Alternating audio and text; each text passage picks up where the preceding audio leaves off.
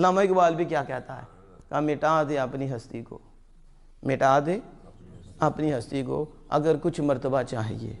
علامہ ہے نا، تو کہتا ہے مٹا دے اپنی ہستی کو اگر کچھ مرتبہ چاہیے، کچھ مرتبہ چاہیے، دانا خاک میں مل کر دانا گلے گلزار ہوتا ہے۔ وہ باغ کیسے بنتا ہے؟ باغ کا پھول کیسے بنتا ہے؟ باغ کیسے بن جاتا ہے؟ زمین میں جاتا ہے، مٹ گیا کہ نہیں؟ یہ کہنا میں ہوں تو یہ شیطانی ہے۔ عزازیل سب سے پہلے تکبر کی وجہ سے خار ہوا، ذلیل ہوا، اور جس میں بھی تکبر ہوا وہ ذلیل ہوا، یعنی تکبر کی وجہ۔ بعض جگہ تکبر کرنا پڑتا ہے، وہ الگ بات ہے کہ کہاں کرنا ہے۔ میں جس چیز کی بات کر رہا ہوں، دانا خاک میں جاتا ہے، پہلے مٹتا ہے۔ کیا ہے؟ تو مٹنے کے بعد تکلیفیں سہتا ہے، اتنی سہتا ہے کہ اوپر سے اوپر مشینیں چلا دیتی ہیں، لیکن بولتا نہیں ہے۔